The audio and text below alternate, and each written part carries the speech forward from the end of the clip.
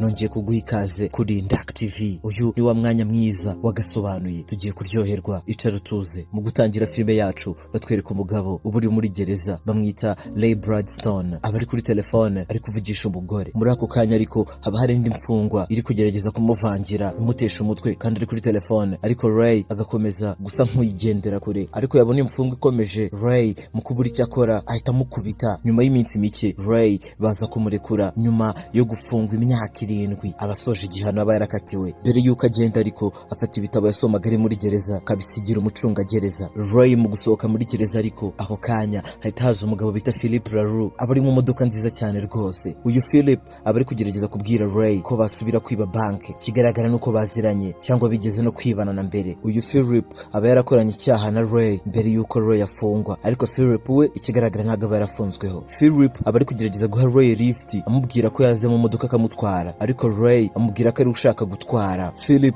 ahita areka Ray akaba ari utwara, ariko mu guhinduranya imyanya Ray akicara kuri vola ahita yatse imodoka akagenda agasiga Philip aho ngaho wenyine. Ray ageze mu rugo ariko yakomeje kwitegereza agafoto kariho umugore we n'umwana we yizera kongera kubabona vuba. Nyuma yo kumara imyaka myinshi muri gereza, Ray abahisemo noneho kuba umuntu mwiza akarekana n'imico ya kera y'ububandi. Bukeye bwaho ariko Ray ajya kureba umugore we Lynn Bradstone ndetse n'umukobwa we Sally Bradstone. Nubwo amaze igihe kinini atamubona, ariko umugore we Lynn Bradstone ntaba yishimiye kubona Ray Bradstone kuko abavuga ko adashaka kubana nawe rwose. Lynn abatekereza ko Ray atari uwo kwizerwa kuko aba yaratsinzwe cyangwa yarananiwe kuzuza inshingano ze nk'umugabo ndetse n'umupapa. Bakiri kuganira bakiri aho ngaho, umukobwa wabo Sally Bradstone nawe bavuye ku ishuri akaza akabasanga aho ngaho, ariko Sally nawe ntaba yishimiye kubona se, aba yaramurakariye cyane nawe. Ako kanya umukobwa na nyina bose binjira mu nzu bagakingirana Ray Bradstone. Umunsi wakurikiyeho Ray Bradstone yerekeza ku ishuri rya Sally Bradstone, umukobwa we akagerageza kumusaba imbabazi, ariko umukobwa n'ubundi ntababyumva. Ray abagerageza kubwira umukobwa we ko yahindutse kandi ko noneho ubu ngubu agiye kujya muba hafi kuva uyu munsi kugera iteka ryose, ariko umukobwa we ntababyumva n'ubundi aba yumva amubeshya, bikarangira n'ubundi yikubisa akagenda nanone. Nyuma y'akanya Ray akiri aho ngaho yumva induru zivuga, akajya kureba ibyo ari byo agasanga ahubwo n'utwana tw'uduhungu turi kurwana utinyeshuri twigana na Sally. Ahita dutandukanya akatujyana kwa directeur. Muri ako kanya ariko umwarimu wa Sally Miss Miller ahita aza agahura na Ray bakibwirana, ariko Miss Miller ahita ifatirana uwo mwanya agatumira Ray mu rugendo abanyeshuri baba bari gutegura rwo kuzajya gusura inzu ndangamurage. Ray ntatinzamo ahita abyemera kuko abatekereza ko ari umwanya mwiza azababonye wo gusubukura umubano we n'umukobwa we, akareba ko byagenda neza. Noneho bigeze ku mugoroba ariko Philip asanga Ray mu rugo, akongera akagerageza kumubwira ko yabiyungaho bakongera bakajya kwiba banke. Ray ariko nk'umuntu uvuye muri gereza aba yarahindutse, uwo mugamba arongera akawanga. Ni nabwo tumenya ko Philip aba yaragambaniye Ray, bikarangira Ray ari ufunzwe wenyine, Philip akaguma hanze. Umunsi wakurikiyeho Ray arongera akajya gusura wa mugore we Lynn, ariko none hagezeyo ahura n'umugabo wa Lynn. Umugabo aba yarasimbujwe. Lynn n'umugabo we batangira gusomana imbere ya Ray ariko bikajya bimurakazamo. Umugabo wa Lynn ahita ajya ku kazi, Ray agasigara aho ngaho na Lynn agerageza kumukomveka amubwira ko basubirana, ubu noneho kazita ku muryango neza kandi yahindutse. Lynn ariko amubwira ko nta kintu na kimwe yahindura kuko Ray nta n'akazi aba afite. Ray atekereza ko nta mafaranga afite, akigira inama yo kujya gushaka akazi. Ajya mu makampani menshi rwose ashaka akazi, ariko bakajya bamwanga rwose akihagera bitewe nuko inyandiko igaragaza ko yakatiwe n'inkiko ibimugaragaza nabi rwose. Uwo munsi ubugendekera nabi, noneho bikaba bibi cyane nyuma yo kumenya ko ahantu aba ari kuba haba hatatswe n'inkongi y'umuriro. Nyuma yo kumenya ko nta yandi mahitamo afite kandi nta n'amafaranga bafite, Ray ahitamo kwiyunga kuri Philip, kuri wa mupango wabo mubisha wo kujya kwiba banke. Mu yandi mashusho bahita batwereka Ray, Philip ndetse n'andi mabanda abiri bari mu modoka bari kwerekeza kuri banke. Muri ayo mabanda ariko haba harimo uwitwa Goldie, uba ufite umunwa koko abagenda asakuza cyane, ariko Ray akababwira ko ikintu cyonyine yishimiraga ari muri gereza ni ukuba kure yabo. Bageze kuri banke, Philip ndetse n'aya mabanda abiri arimo Goldie bambara maske hanyuma bakinjira muri banke, ariko Ray we aguma mu modoka ngo abari buze kubatwara, n'ubundi aba yaje atabishaka.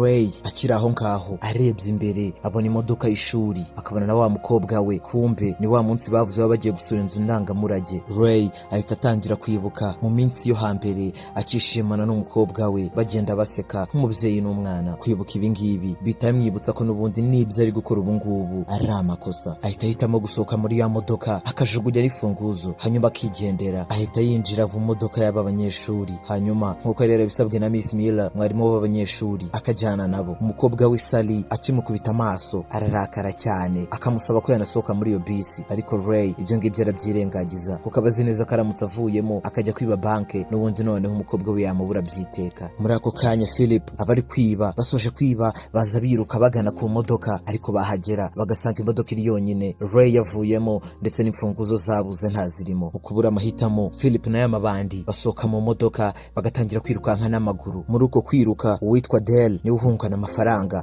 akiruka yerekeza kuri ya bisi y'abanyeshuri, ariko kugira ngo adafatwa agasiga igikapu aho ngaho mu bikapu by'abanyeshuri bigomba kwinjira muri bisi nabyo. Mu kwirukanka ku maguru polisi n'ubundi birangira imufashe ndetse akanakomereka cyane bikabije. Goldie na Philip ariko bo bahitamo kwiba imodoka, bakiba akamodoka kaba kari hafi aho ngaho, ariko mu gihe bari kugenda bagahita babona Ray mu modoka y'abanyeshuri. Bamenya ko Ray yabagambaniye, ariko mu gihe bakiri gucika n'ubundi kubw'ibyago bagahita bakora impanuka bakagonga. Philip ahamagara ku ishuri abashaka gukurura amakuru no kumenya aho bisi ishuri yerekeje. Ku rundi ruhande ariko Dale umwe wafashwe na polisi ndetse yakomeretse cyane abagaruye ubwenge. Ako kanya abapolisi babiri bakaza baba bari kumubaza amakuru ajyanye n'ubujura ndetse nabo bafatanyije kwiba. Nyuma y'iryo perereza ryose polisi iza kumenya ko amafaranga ari muri ya bisi y'abanyeshuri. Mu kanya gato abanyeshuri bagera kuri ya nzu ndangamurage, ariko bakihagera bakira amakuru mabi y'uko umutour guide wagombaga kubayobora bazengurutse ya nzu ndangamurage aba yarwaye. Ray mu kugira ngo umukobwa adakomeza kuba bored ahitamo kuba tour guide akazengurutsa abanyeshuri abasobanurira ibijyanye n'ibiri muri iyo nzu ndangamurage. Bitewe n'uko aba yarasomye ibitabo byinshi ari muri gereza, biragaragara rwose ko abasobanukiwe ibintu bijyanye n'inzu ndangamurage ndetse n'inyamaswa. Akiri gusobanurira abanyeshuri ariko Ray ahita abona Philip ndetse na Goldie y'amabandi bibanye banke yamukurikiye muri ya nzu ndangamurage. Ray ahitamo gusubiza abanyeshuri inyuma akabasaba ko basubira kuri bisi, hanyuma Ray ahita anashyiraho ubuduha bugaragaza ko inzu yaba yafashwe n'inkongi y'umuriro kugira ngo abarimo bose basohoke. Ray acunga nta muntu usigaye akabakurikira mu bwiherero, ubwo ni Philip na Goldie akabakoma akabakubita cyane anababwira ko yahindutse adashaka gukomeza kwivanga mu by'ubujura bwabo n'ibyaha bagenda bakora. Ray ahita afite abanyeshuri bakerekeza ahandi hantu baba bagiye kujya gusura. Bahageze Ray ajya hamwe habikwa ibikapu agatangira kubisaka. Ray abona ya mafaranga, cya gikapu cyuzuye amafaranga, agatangira gutekereza akagira imiti mibiri. Umutima umwe ukamubwira ngo ayagumane, ariko yakibuka ko afite umuryango we kandi agomba gushyira iherezo kuri ibintu by'ubujura. Agahitamo gusubiza amafaranga. Ahamagara Philip uba uri hakurya y'umuhanda ari kumureba, agahitamo kumuha amafaranga, ariko mu kumwegera ushaka kumushyira aya mafaranga ako kanya polisi itiza. Ba Philip bayibona bagahunga. Philip na Goldie batangira kwibwira ko bari bagambaniwe na Ray kugira ngo polisi bate muri yombi, bagahita bahitamo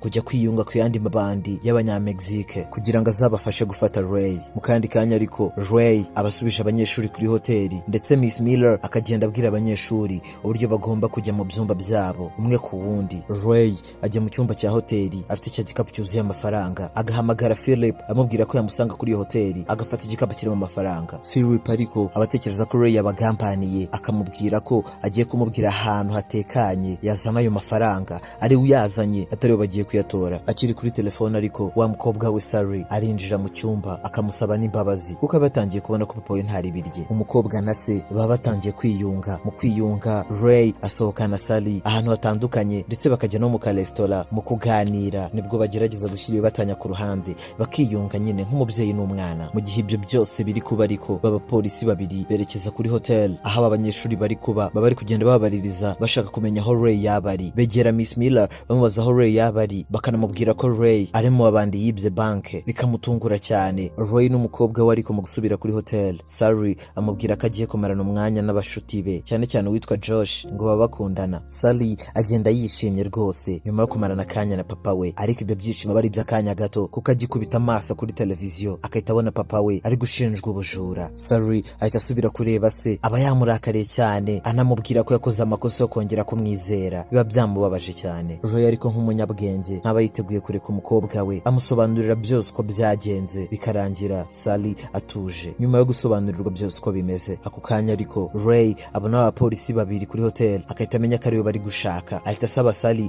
ko yajya mu cyumba cye akazana cya gikapu kirimo amafaranga. Akimuzana cya gikapu, Ray asaba Sally ko yasanga inshuti ze mu gihe we agiye gusubiza amafaranga. Sally arabyemera akemera kujya gusanga inshuti ze, ariko mu gusubirayo Philip na ryabandi Goldie bahita bamushimuta. Ray mu kugera aho bavuganye abasangisha cya gikapu cy'amafaranga ahita asanga hari amabanda 3 y'abanyamegizike, ahita amenya ko ari agatego, ariko nabo arabakubita cyane mu kanya nk'ako guhumbya. Muri ako kanya ariko Ray ahita yakira telefone ivuye kuri Philip amubwira ko yashimuse umukobwa we. Ray biramurakaza cyane, akabwira Philip ko nakora ku mukobwa we byose biri burangire nabi. Philip abwira Ray ko bahurira ahantu hibanga. Mu kanya gato Ray ahita afata agataxi voiture akerekeza aho hantu bavuganye, ariko mbere yuko asohoka Ray ahereza umushoferi amafaranga akamusaba ko umukobwa we Sally akinjira muri iyo modoka ahita ava aho ngaho akamujyana. Nkuko baba babipanze Sally yinjira mu modoka hanyuma agacika asubira kuri ya hotel. Asanze inshuti ze, Sally aba yamaze kumenya ko papa we ntari birye, agahitamo kumufasha kuko abona ari mu bibazo. Mu guhitamo kumufasha yifashisha inshuti ze aribo Josh, Simon ndetse na Benny. Simon akoresha iPad agatrackinga telefone ya papa wa Sally ahantu abari. Benny we ahitamo kurangaza polisi akoresheje uduturika. Babana bombuka ari bane bagahita basohoka muri hoteli. Ku rundi ruhande ariko Ray papa wa Sally aba yafashwe na Philip ndetse na Goldie, bamuziritse ku ntebe bari kumukubita bitewe nuko aba yababeshye ntabazanira amafaranga ahubwo akabazanira igikapu kirimo ibikinisho by'abana ndetse n'ibintu by'ibyenda. Philip aba ari kumukubita amubaza aho amafaranga ari, ariko Ray aba yabihoreye rwose. Muri ako kanya Sally n'abahungu b'inshuti ze baba bageze hahandi Ray afungiye, bakigabanyamo amakipe babiri bakajya kurangaza baba bashimuse Ray bakoresheje uduturika, hanyuma abandi bakajya guhambura Ray. Mu gihe ibyo byose biri kuba ariko Ray aba yahamagaye inshuti ikora kuri radio kugira ngo itambutse ayo majwi yose live kuri radio. Yaba polisi ndetse n'umugore we Lynn baba bari kuyumva live. Polisi kibyumva ariko itayerekeza aho biri kubera, ariko Philip na Goldie baba babafashe babatunze imbunda